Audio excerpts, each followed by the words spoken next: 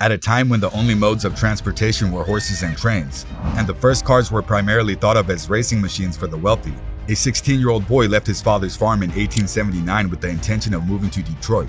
This boy would go on to establish a car company that would completely change the direction of the automobile industry into what it is today. 35 years after arriving in Detroit, the kid Henry Ford went on to become one of the richest men in American history, and have his name attached to half of all automobiles worldwide. On July 30th, 1863, in what is now Dearborn, Michigan, Henry Ford was born on his father's farm. His father, William Ford, owned a farm where the entire family lived and worked. As the eldest of 6 children, Henry was expected to take over the family's business, but he was nothing like his father and had no interest in it at all. At the time, farming was labor-intensive, slow, and rigorous, and although he tried his best to help out, he detested the very idea of it. The person he loved most about the farm was his mother. Henry, like most children his age, loved to learn on his own terms. He never finished the 8th grade and was very interested in mechanics from a young age. His curiosity about machinery led him to study every piece of machinery he came across. When Henry was 12, his father gave him a pocket watch, and after fiddling with its movements, he quickly learned how to take it apart and put it back together, as well as the watches of his friends and family. Later, he developed a reputation as a watch repairman and started repairing watches for people in the neighborhood. During a school trip to one of Detroit's companies when Henry was 13 years old, he saw a steam engine for the first time in his life. From then on, his love for mechanics became an obsession, and he built his first steam engine by the time he was 15 years old. However, Henry's life took a turn when he lost his mother, Mary Ford, to an unexpected illness. Having a close bond with his mother and feeling more connected to her than anyone else on the farm, Henry's hatred for the farm deepened. After turning 16, Henry packed up his belongings and left the village against the desires of his father, seeking a new path in life because the farm had too many memories of his late mother. It was in this city, Detroit, that Henry would throw himself into reinventing himself, learning everything he could about machines. He took a job at a streetcar manufacturing company called Michigan Car Company Works, but sadly, he was fired after just 6 days. At the time, Detroit was rapidly becoming a city of industry thanks to the steam engine. After being unemployed for a while, Henry found work as an apprentice at James Flower & Brothers machine shop, earning $2.60 per week. However, it wasn't enough to cover his rent. He used his childhood obsession to find a night job as a jeweler, cleaning and repairing watches for $3 per week. Despite working multiple jobs to make ends meet, Henry was able to succeed. When Henry Ford turned 19 years old in 1882, he made the decision to go back home to Michigan. Because he still detested farming, he didn't work much there and instead spent most of his time playing and experimenting with the machines he found on the farm. Fortunately, his father had bought a portable steam engine, which had quickly become common among farmers. Henry spent most of his time with this machine and became so skilled with it that a neighbor at his father's farm paid him $3 to run his steam engine for him. From that point on, Ford's love of machinery spread throughout Michigan. Henry's ability was discovered by the Westinghouse Engine Firm's district agent in Schenectady, New York, and as a result, the firm recruited him. In 1885, Henry's job was to travel throughout southern Michigan to set up and service Westinghouse steam tractor engines. That same year, he met Clara Jane Bryan at a New Year's Eve party, and the two became engaged. As a wedding present, Henry's father gave his son 40 acres of land, but Henry had other plans for the land than to turn it into a farm. Henry and Clara moved to a small apartment in Detroit in 1891. It was during this period that Henry discovered the gas engine in a British magazine. The gas engine was being produced in small quantities by a German engineer named Nicholas Otto and was significantly more efficient than steam engines for a number of reasons, including the fact that it didn't require 30 minutes to start up because it performed all of the combustion internally. Despite the fact that this new engine was rapidly gaining popularity in Europe, very few people in America were aware of it.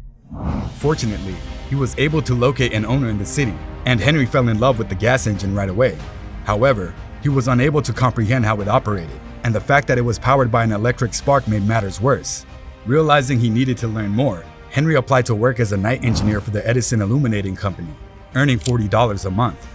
Henry and Clara welcomed their only child, Edsel Bryant Ford, in 1893. 3 months after the baby's birth, Henry received a promotion to chief engineer, paying $100 a week. In the same year, Henry successfully built his first gas engine, paving the way for his dream of building a horseless carriage. He didn't finish his experimental automobile with the gas engine until precisely 1:30 a.m. on June 4, 1896. He named it the quadricycle. Henry modified the quadricycle, which was essentially a crude device made up of 2 bicycles parked side by side and driven by a gasoline engine. Although the experiment was successful, it had some problems of its own. The car had 2 gears, neither of which was for moving forward or backward, and the main issue was that it lacked a cooling system, which meant that after a while, the car would overheat. Henry added a cooling system, which was the most significant modification. He eventually sold the car for $200 and utilized the proceeds for another significant project. Henry started work on his second experimental car with the help of the mayor of Detroit, finishing it by July 1899. This new car was bigger, stronger, and heavier than the first one. One morning, Henry took a wealthy lumber merchant named William Murphy for a test drive in his new car.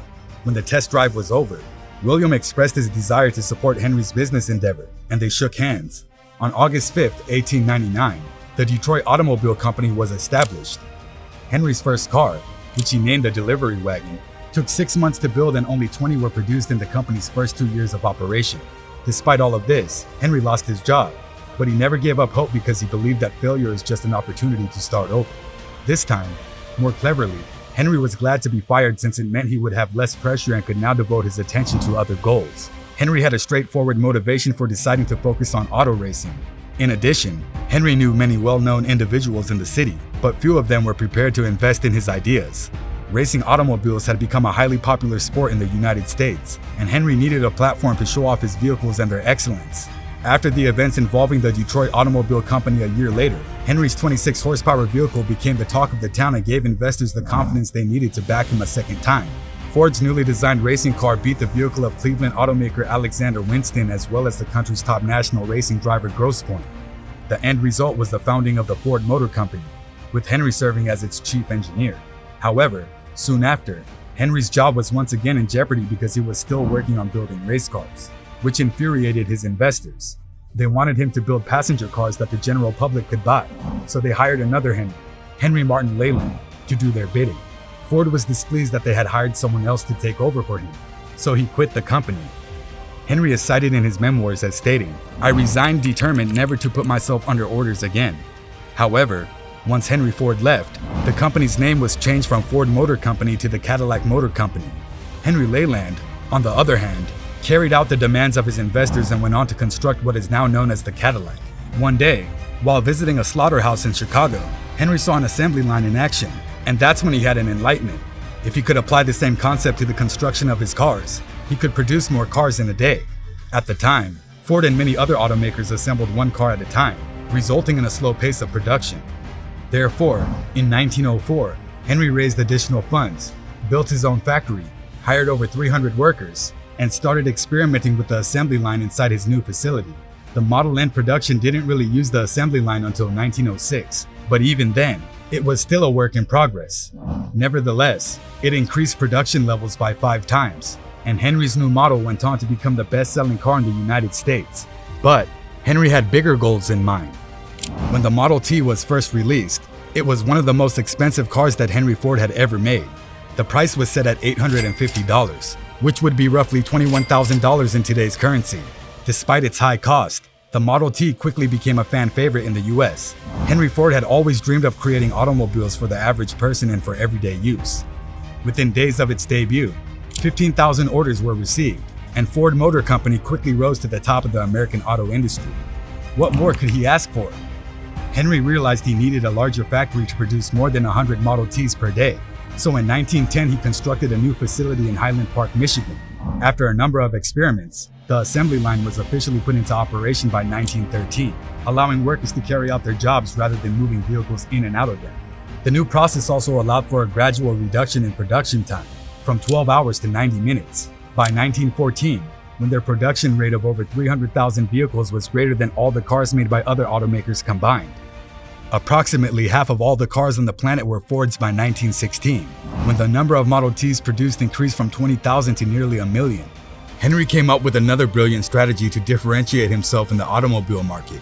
As the number of Model Ts produced rose annually, he lowered the car's price. Even though Henry Ford invented the assembly line, many of his workers weren't happy with this innovation. Many found doing the same thing over and over again boring, and the skilled craftsmen among them found their new job insulting as they were tasked with just 2 duties instead of building a whole car.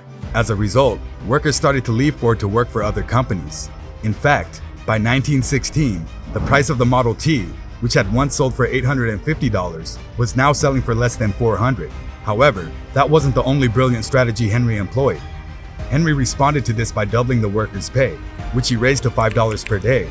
Many businesses mocked this action, thinking it would cause the firm to fail fast, but it had the opposite effect. Mechanics from all over the nation rushed to Detroit in quest of greater salaries. Henry Ford bought out all of the other investors in the company in 1919 after growing weary of their interference.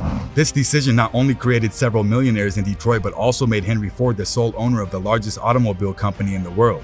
Later, Henry appointed his 26-year-old son, Edsel Ford, as president of the company, but it was Henry who really ran the show. However, having complete control over the company came at a cost that even the wealthiest man in America could not ignore. As the stubborn and stiff-necked man that he was, Henry refused to listen to other Ford executives or even his own son, Edsel, when they said it was time for a new model. By the late 1920s, he could no longer ignore the declining sales figures and finally decided to shut down the Model T assembly line and start designing an entirely new car. Henry continued to believe the Model T was the car most people wanted. The new Model A was introduced in 1927, but instead of being made at Highland Park, Henry wanted to build a larger factory along the Rogue River in Michigan. He wanted to include every step of the manufacturing process, from raw material refinement to the automobile's final assembly, and he succeeded in making this factory the largest in the world for steel, glass tires, and other parts used to build cars. However, Henry Ford's one-man show of decision-making was no longer a recipe for success, and by 1936 Ford Motor Company had dropped to third place in the US market behind General Motors and Chrysler Corporation. Even with Henry Ford's most recent inventive design, the V8 engine, things were only going to get worse, and as the Great Depression deepened, Ford was forced to reduce his workforce and his rates. Following his son's stomach cancer death in 1943, Henry continued to head the Ford Motor Company for 2 more years until transferring leadership to his grandson, Henry II. After retiring to his estate, Henry passed away on April 7, 1947, from a brain hemorrhage. As one of the largest automakers in the world, Ford Motor Company is valued at around $70 billion today. Thank you for watching, and don't forget to subscribe and like the video if you enjoyed it. Until the next one.